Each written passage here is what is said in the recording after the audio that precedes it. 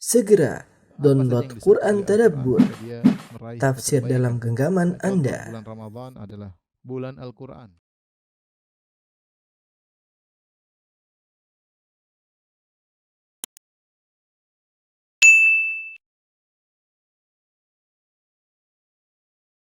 Bismillahirrahmanirrahim. Assalamualaikum warahmatullahi wabarakatuh. Alhamdulillahi ala ihsani wa syukru lahu ala taufiqihi wa amtinani wa asyhadu an la ilaha illallah wahdahu la syarika lahu ta'ziman li sya'ni wa asyhadu anna Muhammadan abduhu wa rasuluhu da'ila ridwani. Allahumma salli alaihi wa ala alihi wa ashabihi wa ikhwani. Para hadirin dan hadirat, ikhwan dan akhwat yang dirahmati oleh Allah Subhanahu wa taala. Pada kesempatan yang bahagia ini kita akan bahas tentang topik yang sangat penting bagi kita semua, bagaimana agar amal soleh kita selamat dari penyakit riya. Dan ini adalah hal yang menyibukkan orang-orang solehin, para salaf dahulu. Sampai-sampai Sufyan Ats-Tsauri pernah berkata, ma alajtu syai'an ashadda alayya min niyati li'annaha tataqallabu alayya. Tidak pernah aku menghadapi sesuatu yang paling berat seperti menghadapi hatiku, niatku. Kenapa? Karena hati ini suka berubah-ubah. Sehingga seorang berusaha membersihkan amalnya dari penyakit riya seumur hidup. Ya. Karena hati kita suka berubah-ubah. Hari ini kita bisa ikhlas, besok bisa riya. Jam ini kita bisa ikhlas, 1 jam kemudian kita bisa riya. Karenanya membahas tentang hal-hal yang bisa menyelamatkan kita dari riya adalah pembahasan yang sangat penting. Yakinlah kalau kita meninggal dunia, tidak ada yang menemani kita kecuali amal perbuatan kita. Sebagaimana dalam hadis, ya, yang yatba'ul mayyit 3 hal yang mengikuti mayat. Fayarji'ul isnan wa yabqa wahid. Yang 2 akan balik, tinggal yang 1. 3 perkara tersebut adalah keluarganya, hartanya dan amalnya. Ketika dia dikuburkan, maka hartanya akan meninggalkannya. Mungkin dia diantar dengan mobilnya, diantar oleh pembantu-pembantunya, ya. Keluarganya juga ikut mengantar, anaknya, istrinya, dan amalnya menyertai dia. Ketika selesai dia dikuburkan, maka keluarganya pulang meninggalkan dia. Hartanya pun meninggalkan dia. Tinggal amal soleh. Dan sering saya sampaikan, di antara kesedihan yang dirasakan oleh seorang mayat, Allah mentakdirkan dia bisa mendengar derap langkah kaki orang-orang yang mengantarnya meninggalkan dirinya. Dia dengar langkah kaki keluarganya meninggalkan kuburan tersebut, sehingga dia tinggal sendirian dalam kuburan. Yang menemaninya siapa? Yang menemaninya adalah amalnya. Kalau amalnya amal soleh, maka akan datang dalam bentuk seorang yang tampan, harum, ya. Sehingga dia bertanya, siapa engkau, man anta? Dia mengatakan, ana amaluka soleh. Aku adalah amal solehmu ketika di dunia. Aku adalah berbakti kepada orang tuamu. Aku adalah baca Qur'anmu. Aku adalah puasa sunnahmu. Aku adalah sedekahmu. Aku adalah hajimu. Aku adalah umrahmu. Kalau amalnya buruk, maka akan datang seorang dengan bentuk yang sangat buruk rupa, dengan bau yang tidak enak. Maka ditanya, man anta, siapa engkau? Ana amaluka sayyi. Aku adalah amal burukmu. Di antara amal buruk adalah riya. Oleh karenanya seorang harus yakin, tidak ada amal yang bermanfaat bagi dia ketika dalam alam barzah kecuali amal soleh yang ikhlas. Kalau tidak ikhlas, maka akan digolongkan kepada amal yang buruk. Riya, seandainya riya itu hanya sekedar menjadikan amal soleh menjadi 0, masih mending. Tetapi riya bukan hanya menjadikan amal soleh menjadi 0, bahkan menjadi minus, bahkan dia menjadi dosa besar. Riya merupakan dosa besar. Bagaimana seorang sudah beramal soleh dengan susah payah, ternyata malah terancam dengan neraka jahanam. Semuanya gara-gara niat yang salah. Gara-gara niat yang salah. Makanya benar-benar masalah niat ini harus kita perhatikan. Waspada betul dengan namanya penyakit riya. Setan tidak peduli Anda beramal sebanyak apapun, yang penting ada riyanya, selesai. Itu semua amalmu akan masuk dalam timbangan keburukan, bukan timbangan kebaikan. Yang penting riya selesai urusan. Mau haji 10 kali, mau haji 20 kali, mau sedekah miliaran, triliunan, kalau ternyata hatimu dihinggapi oleh penyakit riya, maka semua itu bukan cuma nol, bahkan menjadi minus, bahkan diletakkan dalam timbangan keburukan. Dari situ seorang waspada, dan inilah pentingnya kita belajar bersama-sama saling mengingatkan tentang bahayanya penyakit riya dan bagaimana kiat-kiat agar kita terhindar dari namanya penyakit riya. Dan ini perlu perjuangan. Terlebih lagi, kenapa kita katakan perlu berjuang? Karena sifat dasar manusia ingin dipuji. Sifat dasar manusia ingin diakui. Kenapa orang riya? Supaya dia diakui. Kenapa orang riya? Karena dia suka dipuji. Sifat dasar manusia. Nah, kita harus melawan hal tersebut. Melatih diri kita bahwasanya kita beramal soleh karena Allah Subhanahu wa taala. Saking bahayanya riya sampai Nabi mengatakan bahaya riya lebih dahsyat daripada bahaya dajjal. Kita tahu fitnah paling besar di alam semesta ini adalah fitnahnya Dajjal yang saktinya luar biasa. Kalau dia berkata kepada langit, wa ya sama'u amtiri, wahai langit turunkan hujan, maka hujan akan turun. Wa ya ardu ambiti, kalau dia pergi ke sebuah dataran yang tandus, dia mengatakan tumbuhkanlah tumbuhanmu, maka jadi hijau seketika. Tumbuh-tumbuhan tumbuh. Luar biasa kesaktian Dajjal. Tetapi ternyata ada yang lebih mengerikan daripada Dajjal, yaitu riya. Ketika para sahabat sedang ngobrol di antara mereka tentang Dajjal, Nabi SAW lewat, kemudian Nabi berkata, ala ukhbirukum bima huwa akhwafu alaikum indi min fitnatil masih Dajjal. Maukah aku kabarkan kepada kalian tentang suatu fitnah yang lebih aku khawatirkan daripada fitnah Dajjal? Qalu bala ya Rasulullah. Kata para sahabat, tentu ya Rasulullah, fitnah apakah itu? Maka Rasulullah SAW berkata, syirkul khafi, syirik yang samar. Maksudnya riya. Kemudian Rasulullah SAW contohkan, yaqumur rajulu fayusalli fayuzayyina salatahu lima yara min nadhari rajulin ilaihi. Seorang berdiri, kemudian dia salat, kemudian dia bagus-baguskan salatnya karena dia tahu orang sedang perhatian terhadap salatnya.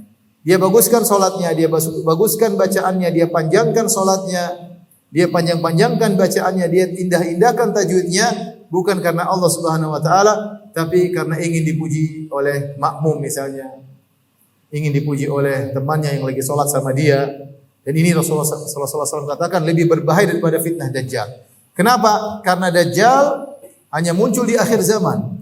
Sementara fitnah riya bisa muncul kapan saja. Yang kedua, orang yang terfitnah dengan Dajjal rata-rata bukan orang soleh. Orang soleh insya Allah aman dari Dajjal. Adapun riya justru menyerang orang-orang yang punya amal soleh. Justru riya menyerang orang-orang yang mungkin rajin berdakwah, rajin dermawan, sering umrah, sering haji, sering berbakti sama orang tua. Justru mereka adalah orang-orang yang rawan terkena riya. Karena riya secara definisi adalah melakukan amal soleh untuk dilihat oleh orang lain supaya dipuji.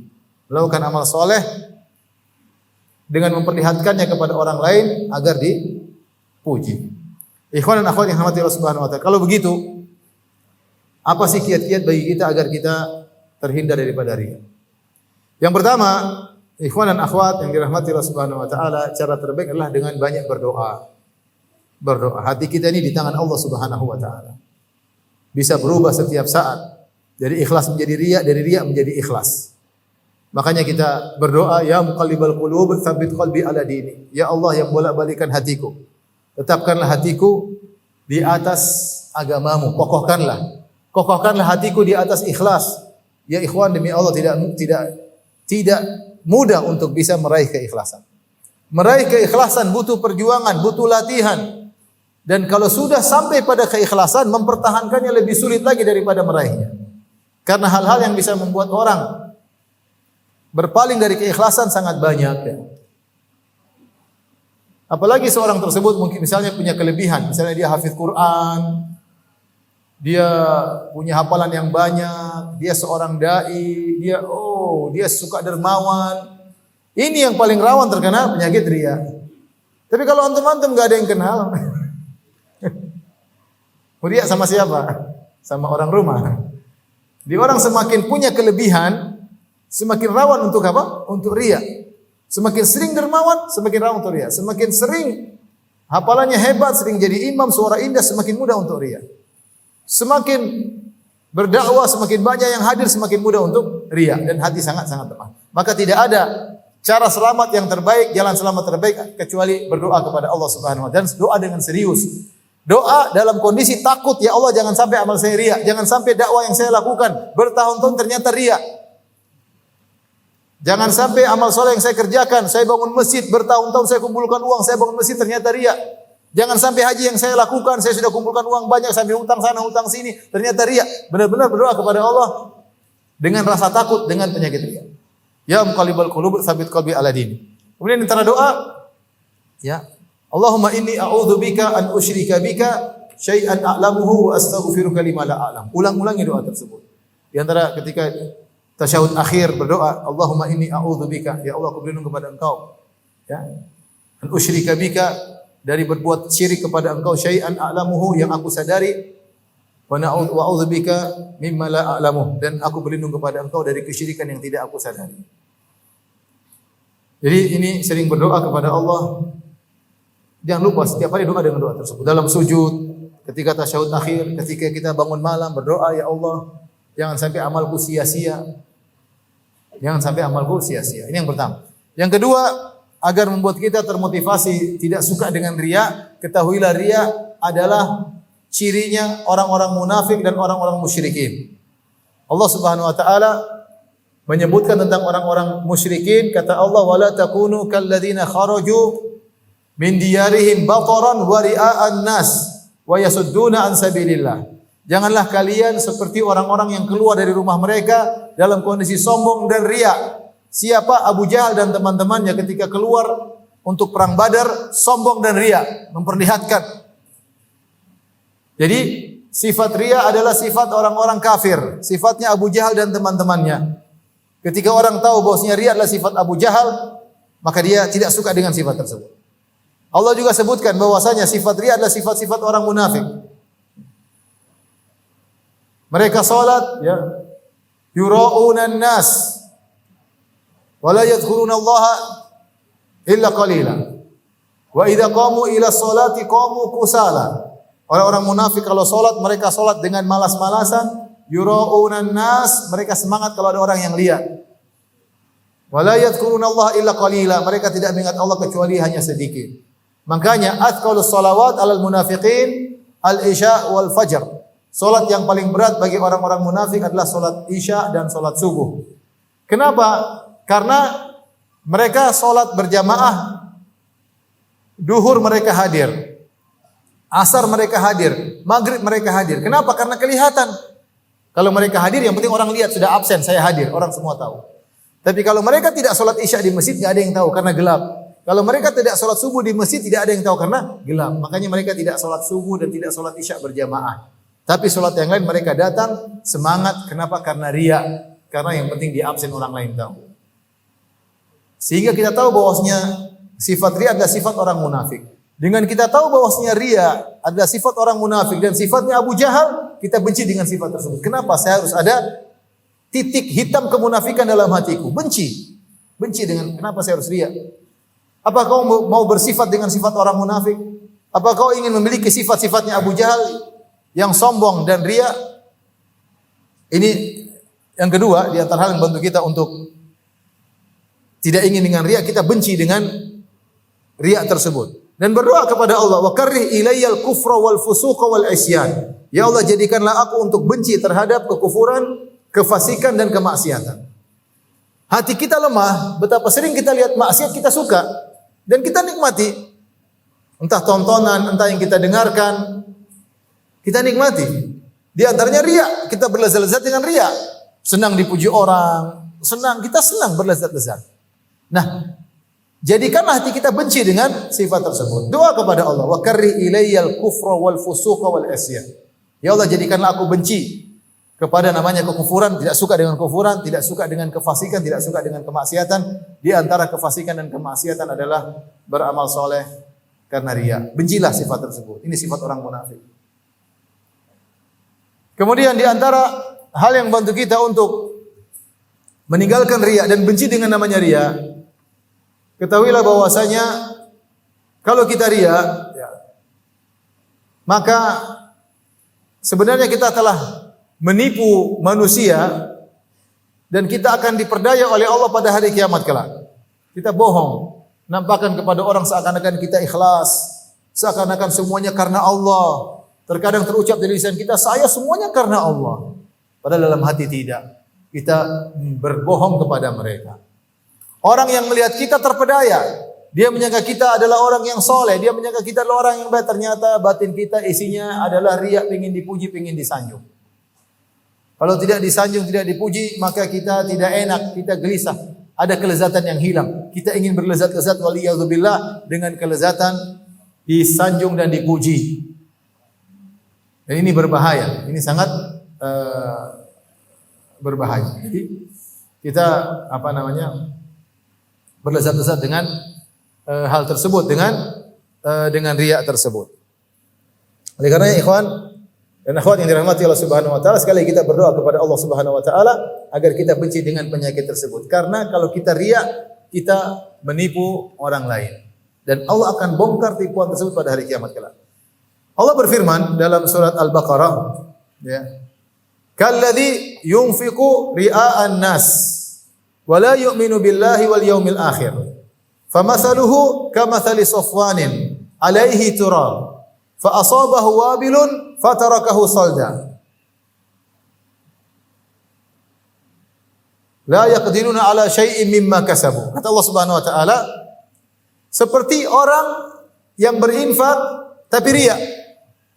Famathaluhu, perumpamaan orang yang berinfak tapi riya, karena ada berdakwah karena riya, infak karena riya, haji karena riya, umrah karena riya, macam-macam ya.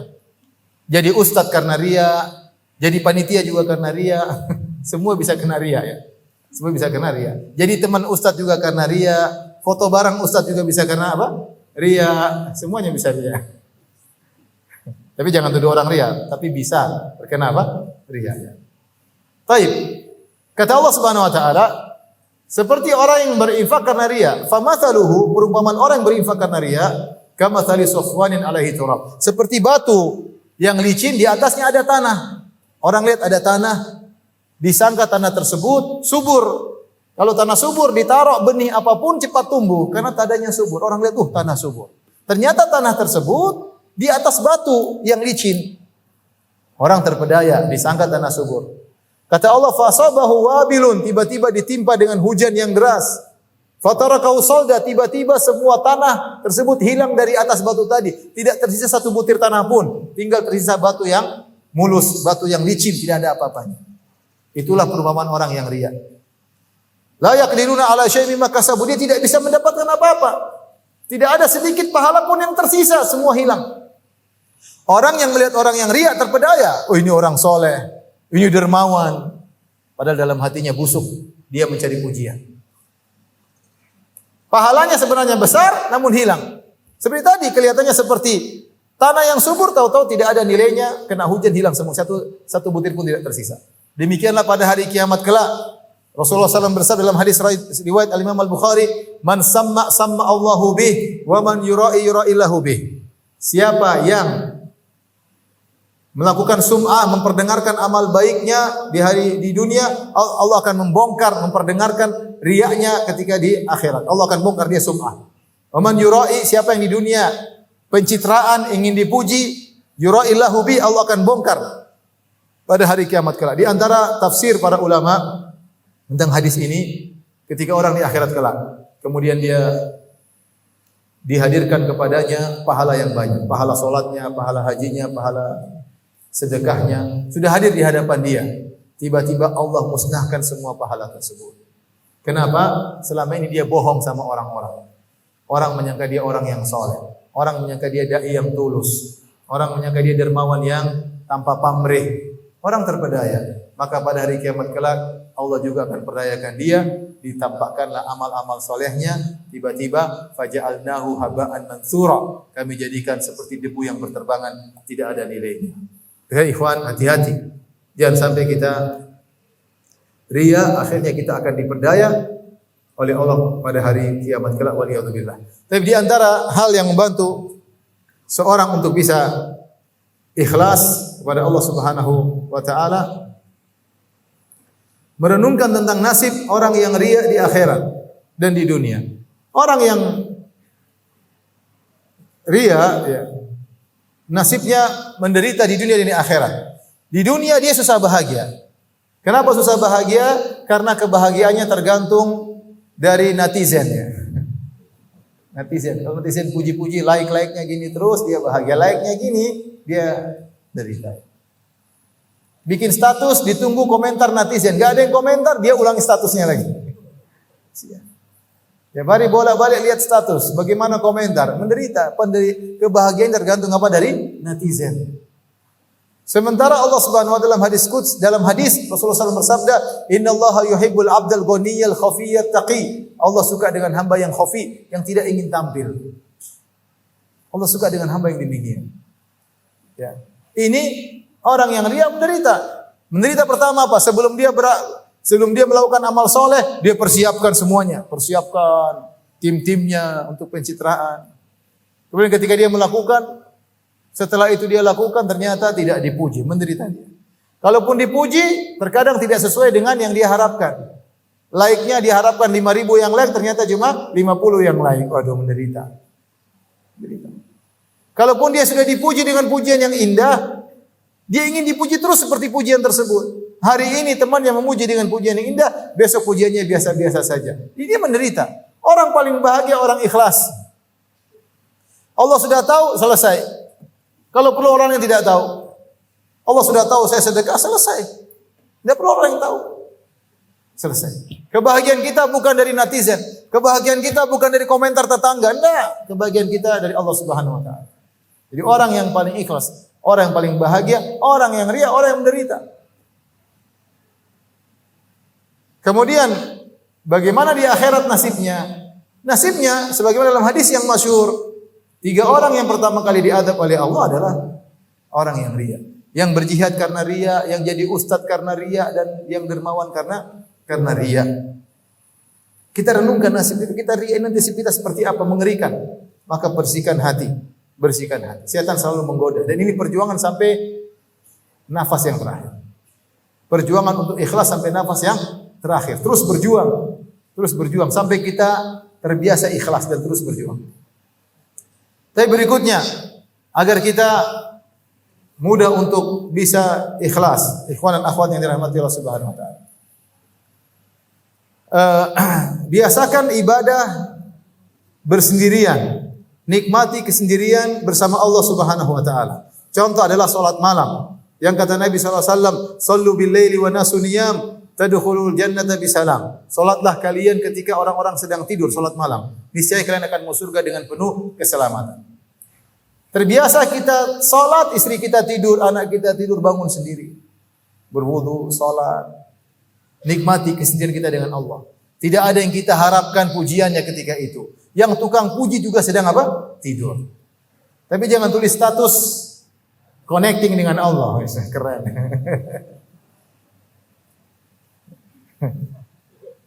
Saya pernah ada akhwat yang curhat atau laporan lah. Ini akhwat dilapor ada penuntut ilmu yang selalu WA dia tatkala salat malam, maksudnya dibangunkan gitu. Masya Allah. Maksudnya apa? Lihat, ikhwan terfitnahnya jam 3:30 malam. Dia salat sini ngapain lapor-lapor sama akhwat kamu sedang salat malam, apalagi bangunkan, buat apa seperti itu. Jadi apa tadi kita bilang? Hah? Bukan akhwat, sebelumnya tadi apa? Jadi intinya hati-hati ya, bahwasanya kalau kita beribadah, yang paling pertama disiksa oleh Allah adalah orang yang riya, orang yang jihad, orang jadi ustadz ya karena riya, dan orang yang dermawan karena riya. Oh, saya lupa tadi. Kita biasa ibadah apa? Berkhalwat dengan Allah. Sendirian. Bersendirian. Orang sedang tidur, kita salat malam. Biasakan nikmat kita beribadah, enggak ada orang yang tahu. Latih diri kita seperti itu. Saya sering sampaikan, kita bahagia tatkala kumpul dengan teman-teman, ada kebahagiaan tersendiri. Kita kumpul dengan istri dan anak-anak, ada kebahagiaan tersendiri. Carilah kebahagiaan tatkala kita sedang bersendirian. Tidak ada yang bersama kita kecuali Allah semata. Di antaranya malam-malam bangun, istri tidur, anak tidur, atau ente lagi safar, enggak ada teman di kamar, sudah sendirian berdoa kepada Allah, beribadah kepada Allah, nikmati kelezatan tersebut. Itu akan memudahkan kita riya karena kita terbiasa ibadah tidak ada yang tahu. Di rumah sudah buka buku, baca buku tafsir, tapi jangan bikin status, jangan kasih tahu orang ya. Jangan kasih tahu orang. Lagi baca buku agama ya. Enggak usah. Enggak usah. Enggak usah lagi baca buku kemudian difoto. Jomblo biasanya begitu, jomblo. Jadi status jangan. Kalau lagi itikaf enggak usah tulis sedang itikaf, enggak perlu. Jangan nagih utang saya sedang itikaf. Jadi masa ikhwan latih diri kita untuk bisa ibadah bersendirian. Itu bisa kita lakukan. Baca Quran sendiri, antum di pojok rumah buka Quran baca. Baca, nikmati sendiri, enggak ada orang, baca sendiri. Antum di rumah salat malam, salat duha, enggak ada yang lihat, salat duha alhamdulillah ya. Dengan kita terbiasa ibadah sendiri, kita tidak terbiasa mencari pujian. Kemudian yang berikutnya, ya. Selain melatih berlezat-lezat dengan ibadah sendiri, berusaha menyembunyikan amal saleh, sembunyikan sebisa-bisanya. Sebagaimana perkataan salah seorang salaf, uktum min hasanatik kama taktum min sayyiatik. Sembunyikanlah kebaikanmu sebagaimana kau menyembunyikan dosamu. Kalau kita dosa kita tidak ingin orang lain tahu, demikian juga amal solehmu jangan sampai orang lain tahu. Sembunyikan dengan sebisanya. Sampai ada seorang salaf ketika dia menyampaikan ceramah, kemudian dia terenyuh, kemudian dia menangis. Akhirnya dia pura-pura bersin. Dia bilang, karena nangis kemudian ada seperti ada sesuatu di hidung. Dia mengatakan, az-zukamu syadid. Namanya pilek itu berat. Supaya dia bisa menutupi apa? Tangisannya. Dia tidak ingin, karena menangis karena Allah itu berpahala. Oleh karenanya latih diri kita untuk menyembunyikan amal soleh. Lihatlah sebagaimana sebagian salaf ketika mereka berperang, mereka menutup wajah mereka agar tidak diketahui. Menutup wajah mereka untuk tidak diketahui. Bukan berpose pakai baju perang, pegang senjata, kemudian foto. Ternyata pistol air. Subhanallah. Kalau mereka ketika berjihad amal soleh tidak ingin diketahui oleh orang lain. Dia berbakti sama orang tuanya, tidak cerita sama siapapun. Bukan lagi ada orang tua kita foto, lagi ini sama orang tua. Saya sudah ini sama orang tua saya, cerita sana sini. Ya buat apa ente mau cari pengakuan orang? Dia ngakuin ente baik terus dia mau kasih apa? Emang dia kasih duit sama ente kalau tuh ente baik? Gak dikasih apa-apa. Paling gitu aja. Atau Masya Allah amalan ente langsung hilang. Ngapain cerita sama kita pengin pengakuan dia? Dia kalau dia ngaku terus ada apa dengan kita? Gak ada apa-apa, gak ada faedahnya. Jadi berusaha menyembunyikan amal. Dulu para salaf, mereka bersusah payah menyembunyikan amal soleh. Sebagian orang sekarang bersusah payah mempublish amal solehnya. Bersusah payah. Terbalik antara zaman dulu dengan zaman sekarang. Apapun yang itu kebaikan jangan cerita. Ente baik sama istri ente belikan emas sama istri ente, nggak usah cerita. Nggak usah cerita. Apapun. Sama anak-anak, nggak usah cerita. Jangan kesankan kamu suami yang baik. Jangan kesankan kamu bapak yang baik. Jangan kesankan dirimu adalah anak yang berbakti pada orang tua. Nggak perlu ente cerita. Semua itu amal soleh. Semua itu akan bermanfaat bagimu ketika kau masuk alam barzah. Tapi kalau kau cerita sana cerita sini, nguap semua amal soleh. Tahu-tahu masuk alam barzah nggak ada amal soleh. Semua sudah riya. Coba tanyakan pada diri kita. Amal soleh apa yang tidak pernah kita ceritakan sama orang? Sekarang, saya ajak antum mikir. Sekarang mikir, adakah amal soleh saya yang tidak ketahuan orang? Coba mikir. Ada enggak? Kalau dosa tidak ketahuan banyak. Banyak enggak? Banyak. Sekarang saya aja mikir, adakah amal soleh antum yang tidak ketahuan orang? Coba mikir. Salat ketahuan. Sedekah ketahuan, tapi ketahuan sama. Apa yang tidak ketahuan?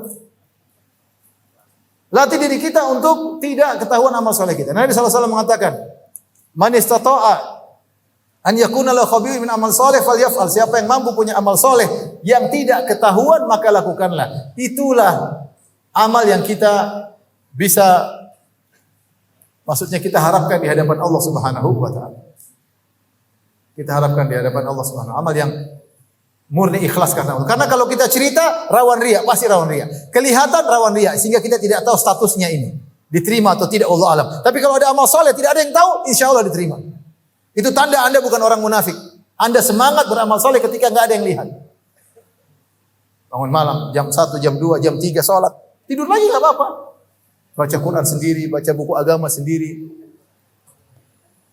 Tidak semua yang kita lakukan kita cerita. Semua amal soleh cerita. Saya dulu begini, saya dulu begini, saya dulu begini. Saya dulu waktu nuntut ilmu saya begini. Ngapain cerita seperti itu? Ustaz, untuk motivasi, oke lah untuk motivasi. Tapi niatmu yang benar. Karena riya itu masuk dengan halus tanpa kita sadari. Tanpa kita sadari. Jadi semua amal soleh usahakan tidak kita ceritakan. Saya cerita saja tentang kisah nyata ya. Saya lihat orang yang hampir tidak pernah cerita, saya tidak pernah dengar cerita amal solehnya Syekh Abdul Razak. Hafizahullah ta'ala. Bertahun-tahun saya sama beliau, safar, bareng-bareng. Dia isyraf risalah saya. Seringlah. Alhamdulillah maksudnya diberi kesempatan oleh Allah untuk bisa bareng beliau. Tidak pernah cerita, saya begini dulu, begini. Tidak pernah. Saya dakwah di sana. Dia cerita pasti ada sesuatu, bukan cerita sedang memamerkan amal solehnya, tidak. Sampai ada suatu saat dia bisa membanggakan amal soleh, tidak cerita. Dia tidak cerita. Terkadang saya tahu kebaikan-kebaikan beliau dari teman-temannya. Syekh juga. Saya pernah duduk sama seorang syekh, dia tanya, kamu siapa ya? Kamu siapa yang bimbing tesismu? Saya bilang Syekh Abdul Razak. Oh, Syekh Abdul Razak itu dulu begini. Saya baru tahu dari orang lain. Dia tidak pernah cerita sedikit pun. Tidak pernah cerita sedikit pun. Sampai satu kondisi, ya, pernah waktu kita mau menerjemahkan kajian, jadi Syekh terlambat datang, habis sholat duhur, terlambat datang. Saya lihat pas ketika sholat duhur, beliau sedang berbicara dengan Syekh Saleh Suhaimi. Syekh Saleh Suhaimi seorang syekh terkenal juga di Madinah. Saleh Suhaimi. Dan itu gurunya Syekh Abdul Razak. Gurunya Syekh Abdul Razak. Ternyata dia minta tulisan-tulisannya Syekh karena dia ingin menceramahkan bukunya Syekh. Sebagai bentuk tawadhu seorang guru menceramahkan buku muridnya. Sehingga Syekh akhirnya terlambat datang. Ketika terlambat datang, dia minta maaf. Tadi ada orang kebetulan bertemu, begini. Dia tidak cerita mau apa. Dia tidak cerita. Ternyata saya tahu ceritanya dari teman saya yang juga keluarga Suhaimi. Cerita saya Suhaimi begini. Seandainya kita posisikan diri kita kepada posisi, kita bilang tuh guru saya mau ngambil buku saya, mau ngajar buku saya. Beliau tidak. Tidak pamer-pamer sama sekali. Dan banyak ya, cuma saya tidak mungkin ceritakan di sini. Masalahnya beliau masih hidup. Tapi intinya, ikhwan dan akhwat yang Allah Subhanahu wa taala, kita kalau bisa saling menasihati. Kalau ada teman cerita, enggak usah cerita deh. Biar apa? Biar jadi amal soleh. Karena kadang kita tergelitik hati kita untuk apa? Cerita. Lagi kita beramal soleh, setelah itu kita cerita-cerita akhirnya menguap, tidak menjadi amal soleh, malah bisa menjadi amal buruk, menjadi dosa ketika amal tersebut dari amal soleh berubah menjadi riya. Kalaupun kita cerita bukan untuk riya, maka akan mengurangi pahala. Amal soleh yang kita ceritakan bukan karena riya, mengurangi pahala dari pahala amalan yang tersembunyikan dengan amalan yang tertampakkan. Tingkat pahalanya berbeda. Tingkat pahalanya berbeda. Wa in tukhfuha wa tu'tuha al-fuqara fa huwa khairul lakum. Jika kalian menyembunyikan sedekah kalian dan kalian berikan kepada para fuqara, itu lebih baik bagi kalian daripada kalian menampakkannya. Ini di antara hal yang membantu kita untuk ikhlas sembunyikan amal saleh. Kemudian di antara juga bergaul dengan orang yang kita anggap ikhlas. Kalau kita bergaul dengan orang sukaria, kita ikut-ikutan latah. Dia cerita ini, kita cerita-cerita, dia cerita, emang ente aja yang hebat, saya juga cerita-cerita. Tidak usahlah, ya, gak usah. Kalau kita bergaul dengan orang suka ria, akhirnya kita terpancing ikut ria. Tapi kalau kita bergaul dengan orang yang ikhlas, orang ini tidak pernah, kita akan terpengaruh. Kita lihat orang ini, masya Allah luar biasa, tidak pernah cerita amal solehnya, nampak sinar di cahayanya, cahaya di wajahnya sehingga kita terpengaruh. Jadi berusaha bergaul dengan orang yang ikhlas, dan orang ikhlas insyaallah kelihatan daripada sikapnya ya. Tidak suka pamer, tidak bangga dengan amal solehnya, tidak merendahkan orang lain. Itu ciri-ciri orang ikhlas. Baik, mungkin ini saja ya. Ikhwan dan akhwat yang dirahmati Allah Subhanahu wa taala yang bisa saya sampaikan. Semoga Allah Subhanahu wa taala menjadikan amal soleh kita ikhlas di sisi Allah Subhanahu wa taala dan menjauhkan kita dari penyakit-penyakit riya, dan semoga Allah menjaga keikhlasan kita sampai kita bertemu dengan Allah Subhanahu wa taala. Wallahu taala alam bisawab. Wabillahi taufiq wal hidayah. Assalamualaikum warahmatullahi wabarakatuh.